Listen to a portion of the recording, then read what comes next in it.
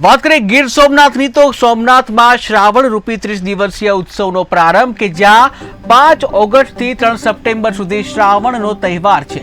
ત્યારે સોમનાથમાં ગુંજશે હર હર ભોલેના નાદ કે જ્યાં સોમનાથના નાદ ત્યારે યાત્રીઓની સેવા માટે સોમનાથ ટ્રસ્ટ હંમેશા તૈયાર હોય છે।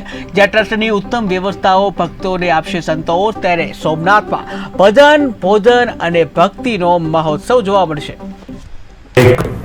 5 ઓગસ્ટથી લઈ અને 3/9 સુધી પવિત્ર શ્રાવણ માસનો શુભારંભ થવા જઈ રહ્યો છે। ત્યારે પ્રથમ જ્યોતિર્લિંગ એવા સોમનાથ તીર્થધામમાં યાત્રી સુવિધાને લઈ અને અનેક સુવિધાઓ કરવામાં આવી છે। ખાસ કરીને આગામી શ્રાવણ માસ દરમિયાન દેશ વિદેશથી આવતા યાત્રિકોને તીર્થમાં સારી સુવિધા મળી રહે, પૂજા અર્ચન કરી શકે એ માટે અગાઉથી સોમનાથ ટ્રસ્ટની ટીમ દ્વારા દેશના યશસ્વી પ્રધાનમંત્રીશ્રી અને સોમનાથ ટ્રસ્ટના માનનીય અધ્યક્ષશ્રી તથા ટ્રસ્ટના માનનીય સચિવશ્રીના માર્ગદર્શન હેઠળ આ સમગ્ર માસ દરમિયાન આવતા યાત્રીઓની સુવિધા માટે તૈયારી કરવામાં આવી છે।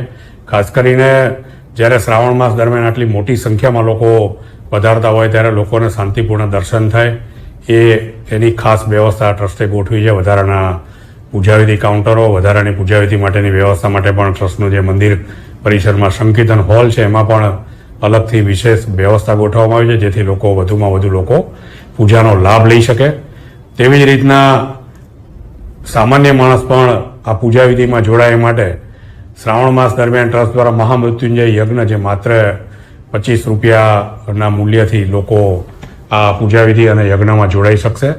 તેમજ ટ્રસ્ટ દ્વારા ટ્રસ્ટની વેબસાઇટ પરથી ઓનલાઈન પણ લોકો માત્ર 25 રૂપિયામાં બિલ્વ પૂજા નોંધાવી શકશે અને શ્રાવણ માસના પવિત્ર તહેવારમાં પોતે ભગવાનને બીલી ચડાવવાનો લાભ પણ લઈ શકશે। આ બિલ્વ પૂજા નોંધાવનારને ટ્રસ્ટ દ્વારા એમના સરનામે પ્રસાદ સ્વરૂપે એક રુદ્રાક્ષ અને ભસ્મ